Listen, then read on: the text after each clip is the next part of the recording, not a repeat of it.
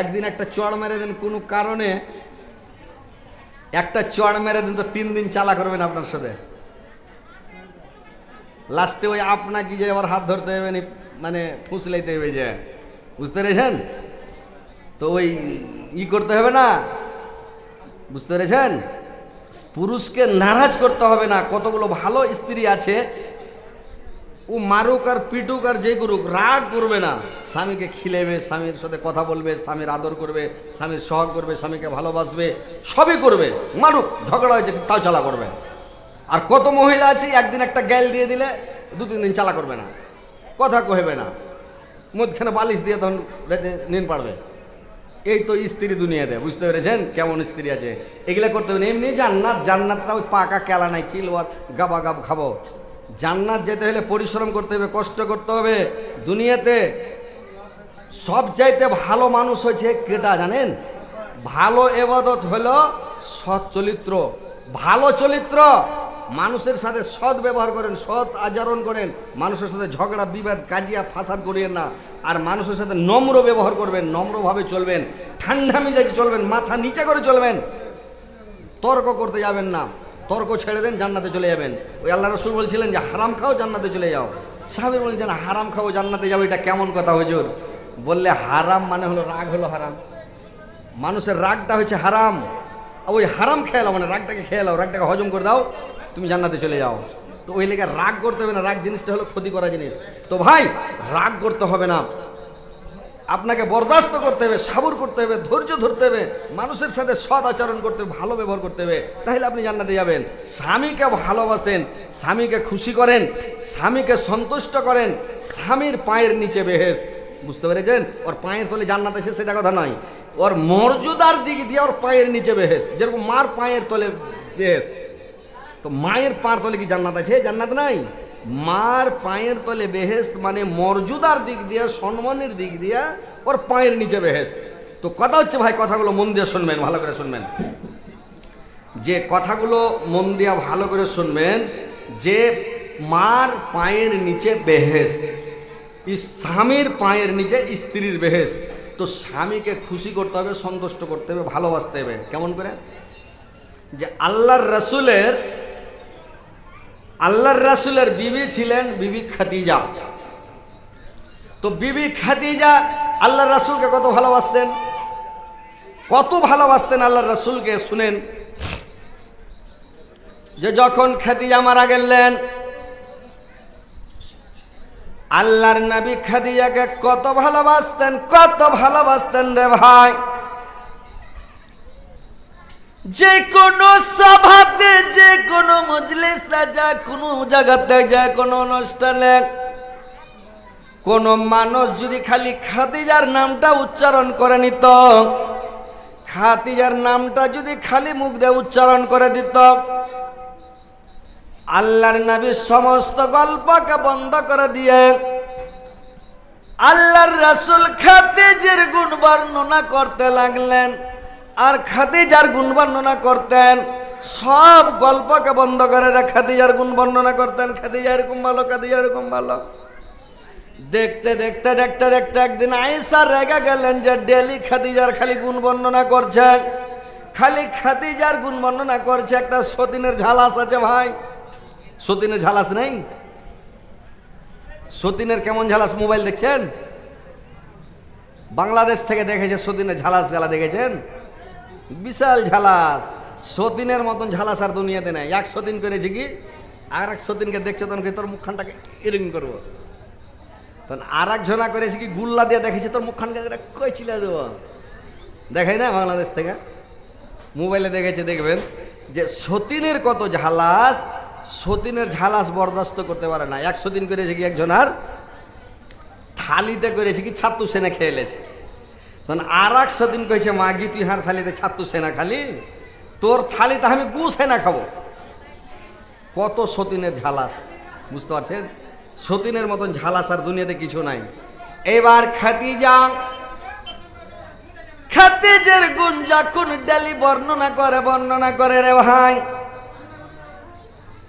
আয়েশার তখন মানে মন খারাপ। হযরত আয়েশা করেছেন কি, একদিন আয়েশা বলছে,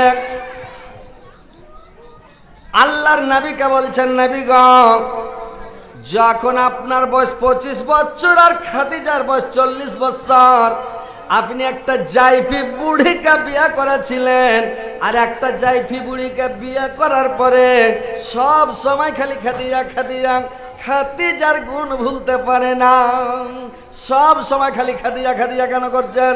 আর এত সুন্দরী যুবতীর রূপসী স্ত্রী আপনার সামনে আছে, আপনি একবারও আমাদের গুণ বর্ণনা করেন না, আর সব সময় খালি খাদিজা খাদিজা করছেন। আল্লাহর নবী বললেন, আয়েশা রে, তোমরা আমার সুখের বন্ধু, সুখের সাথী রে আয়েশা। আমার 13টা স্ত্রী, কেউ বলেছে 11টা স্ত্রী। আল্লাহর নবী বললেন, এতগুলো স্ত্রী আল্লাহ পাক আমাকে দান করেছেন, কিন্তু খাদিজার মতন স্ত্রী একটাও আমাকে দান করা হয়নি।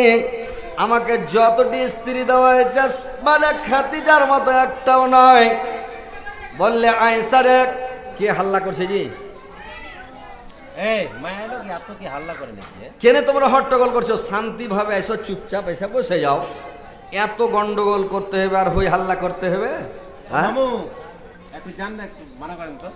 আপনারা ভালো লোক গালা 2-1টা যান, ওখানে ওরা ক্যাচাল গালা মিটান মেয়ে ছেলের। আরে মেয়ে ছেলে রে, এরা সব জায়গায় ভারী, গোরেও ভারী, কবরেও ভারী, ঘাড়ে করে নিয়ে যাবেন তাও ভারী। আর এই লেগে বিয়া শাদী হইলে আগে ওই পালকিতে বিয়ে হতো, তখন 2-3 দিন আগে থেকে 8 দিন আগে খাই দিত না, ভারীর লেগে খালি। আর আগে সুখিয়া লিখিত সব সময় এরা গল্প ছাড়া থাকবে না, খালি গল্প। একটু শান্তিভাবে বসো। এবার আল্লাহর নবী বললেন, এরা আয়েশা, তোমরা আমার সুখের সাথী। যখন মক্কা নগরেতে আমার আশ্রয়দাতা কেউ ছিল না, আমার সহযোগিতা করার, সাহায্য করার কোনো লোক ছিল না, একমাত্র আমার সহযোগিতা করার লোক ছিল মানে খাদিজা। আসমানের নিচে জমিনের উপর এক মানব কুলার মধ্যে 1 নাম্বার আমার চাচা আবু তালেব আর আমার খাদিজা, দুজন ছিল আমার ঢাল, আমার মাথার তাজ। যতদিন আমার খাদিজা বেঁচে ছিল, যতদিন আমার চাচা বেঁচে ছিল, কোন মক্কার লোক, কোন সৌদিয়ার লোক আমার গায়ে হাত লাগাতে পারেনি, টাচ করতে পারেনি, আমার কোনো ক্ষতি করতে পারেনি। আর যেদিন আমার চাচা, আমার খাদিজা দুনিয়া থেকে চলে গেল, সেদিন থেকে আমার মানে কষ্ট শুরু হয়ে গেল। আমার খাদিজা কত ভালো ছিল, আমার কত ঢাল ছিল আয়েশা। যখন রাত্রি বেলায় আমি দিনের দাওয়াত দিতে যেতাম, তাবলীগ করতে যেতাম, জালসা করতে যেতাম, হজ করতে যেতাম, তো জালসা করতে মানে যখন ওয়াজ করতে যেতাম, মানুষকে দিনের দাওয়াত দিতে যেতাম, কলমার প্রচার করতে যেতাম, রাত 2টায় আসতাম, 2:30টায় আসতাম, 3টার সময় আসতাম, রাত 12টার সময় আসতাম। যখন বাড়িতে আসতাম, আমি গেটের কাছে যাই খালি একবার দেওয়ালে ঠোকা মারতাম, কপাটে ঠোকা মারতাম, খাদিজা। একবার ঠোকা মারতে মাত্র গেট খুলে যেত, কেওয়াড়খানা খুলে যেত। ঠোকা মারতে মাত্র গেট খুলে যেত। দেখতে দেখতে আমি একদিন খাদিজাকে জিজ্ঞাসা করলাম, এরা খাদিজা, রাত্রি বেলায় কি তুমি ঘুমাও না? তুমি কি বিছানাতে শুয়ে থাকো না রে খাদিজা? যে যখনই গেটে বাড়ি মারি তুমি গেট খুলে দাও, কেওয়াড়খানা খুলে দাও, ব্যাপারটা কি? খাদিজা বলল, স্বামী গো, যখন আপনি দিনের দাওয়াত দিতে চলে যান, আপনি যখন কলমার প্রচার করতে চলে যান স্বামীগণ, আমি রাত্রি বেলা কি করি স্বামীগণ? আমি বিছানায় যদি শুয়ে যাই, আমি কেওয়াড়খানা লাগিয়ে দিই, হুড়কা লাগিয়ে দিই, খিল ঢুকে দিই। আর যদি আমি বিছানায় শুয়ে যাই, ল্যাপ কেথা দিয়ে মানে লেলি দিয়া মুখ ঢেকে ঘুম চলে আসবে। আপনি দিনের দাওয়াত দিয়ে বাড়ি আসবেন, গাটা মারবেন, খেতে যা করে বাড়ি মারবেন। আমার ঘুম ভাঙতে, বিছান থাকা উঠতে, চাপ্পাল পায়ে দিতে, আলো জ্বালতে, কপাট খুলতে দেরি হয়ে যাবে। আপনার পায়ে পায়ে দুশ্মন, আপনার বাড়ির পাশে দুশ্মন, দুশ্মনেরা এসে, গুন্ডারা এসে আপনাকে ঘেরে নিবে, ধরে নিবে, জান মেরে দিবে। আল্লাহর রাসূলের জানি দুশ্মন হলো আবু লাহাব। আল্লাহর রাসূলের বাড়ি আর আবু লাহাবের বাড়ি 4 লাগালাগি বাড়ি, পাশাপাশি বাড়ি। আর সবচাইতে খতরনাক দুশ্মন হলো আবু লাহাব। খাদিজা বলছেন, স্বামীগণ, আমি যদি ঘুমিয়ে যাই আর আপনি বাড়ি মারার আওয়াজ দিন, যদি পড়োশি শুনে নাই, বাড়ির পাশের লোকেরা শুনে নাই, তো আপনাকে ধরে নিবে, আপনার জান মেরে দিবে, আপনাকে শেষ করে দিবে। আপনার আমি হেল্প করতে পারলাম না, উপকার করতে পারলাম না, আপনাকে গুন্ডার হাত থেকে বাঁচাতে পারলাম না। এই কারণে আমি রাত্রিবেলা করি কি স্বামীগণ, যখন আপনি দিনের দাওয়াত দিতে চলে যান, আমি তখন করি কি, কেবাড়ে পিঠ লাগিয়ে দিই, হুড়কা লাগাই না, কেবাড় খান লাগিয়া পিঠ লাগিয়ে দাঁড়িয়ে থাকি। যখন আমাকে ঘুম চলে আসে স্বামীগণ, নিন চলে আসে, আমার চোখ থামে না, আমার চোখ থামে না স্বামীগণ। তখন আমি কি করি, একটা পাকে ছেড়ে নিই, একটা পায়ের ভরে দাঁড়িয়ে থাকি। পা যখন ব্যথা করতে লাগে আর ঘুম আসে না, আবার যখন বেশি ব্যথা করতে লাগলো, একটা পা তখন আর একটা পা ছেড়ে নিলাম, আর একটা পাকে নিচে করলাম। আবার দাঁড়িয়ে থাকতে থাকতে যখন ওইটা পা ব্যথা করতে লাগলো, ঘুম ভেঙে গেল আর ঘুম আসে না। এই করে সারা রাত দাঁড়িয়ে থাকি। আর আপনি যখন আসে গেটে খালি একবার বাড়ি মারেন, ঠক করে একবার আওয়াজ দিন, তখনই আমি গেটটাকে খুলে দিই। চট করে আল্লাহর রাসূলকে ভিতরে টেনে নেয়, আর খিল ঠুকে দেয়, কেওড়া লাগিয়ে দেয়, কোনো অসুবিধা হয় না। কেওড়াখানাকে বন্ধ করে দেয়। তো ভাইরে আমার, বললে আমি কেওড়াখানাকে লাগিয়ে দিই, মানে করি কি, পিঠ লাগিয়ে দাঁড়িয়ে থাকি। আল্লাহর নবী বললেন, সালাম, তোমরা বলো তো, খাদিজার মতো কি আর একটা কোনো মহিলা আছে? খাদিজার মতো কি একটা স্ত্রী আল্লাহ পাক আমাকে দান করেছে? একটা স্ত্রী এখন খাদিজার মতন নাই। খাদিজা সারা রাতকে রাত জেগে থেকেছে। আর খাদিজা আমার কত ভালো, যে খাদিজার সঙ্গে যখন আল্লাহর নবীর বিয়ে হয়, আল্লাহর নবীর সঙ্গে যখন খাদিজার বিয়ে শুরু হয়ে গেল, তো বিয়ে যখন শুরু হয়ে গেল, কথাবার্তা রেডি হয়ে গেল, বিয়ে হয়ে গেল। বিয়ে হয়ে যাওয়ার পরে আল্লাহর নবী বারান্দাতে আছে, আল্লাহর নবী বারান্দাতে আছে, বৈঠক রুমে আছে বাইরে। বিয়ে হয়ে গেছে, বরহন্তাও হয়ে গেছে। খাদিজা বলল, খাদিজা বলল, নাফিসা কে নাফিসা, তুমি যাও মোহাম্মদকে বলো, আমার স্বামীকে বলো, এখন আর বাইরের মানুষ নয়, সে যেন বাড়িতে চলে আসে, বাইরে না থাকে, যত ভিতরে চলে আসে। আমার রুমে এসে বসে, বাইরে কেন বসে আছে, আমার রুমে ডাকো। খাদিজাকে যখন খাদিজা বলে পাঠালো, মাইসারা বললো, আল্লাহর রাসূলকে আর বাইরে থাকতে হবে না, চলেন ঘরে চলেন। খাদিজার ঘরে যা বসেন, আর বাইরে কেন থাকবেন? বিয়ে হয়ে গেছে, আর কোন চিন্তা? গোটা বাড়ি তো আপনার, ঘর বাড়ি সবই আপনার, আপনি চলেন। আল্লাহর রাসূল চলে গেলেন কোথায় রে ভাই? আল্লাহর রাসূল গিয়ে খাদিজার বিছানার উপরে গিয়ে বসলেন। খাদিজা কাজ কাম সারা, সব কাজ সারা, বাড়ি বাড়ি যখন সব শামসুট হলো, এবার খাদিজা গিয়া স্বামীর ঘরে প্রবেশ করল। আর ঘরে যাওয়ার পরে খাদিজা গিয়া ঘরের কেবাড় বন্ধ করলো, দরজা বন্ধ করলো, খিল ঠুকে দিল।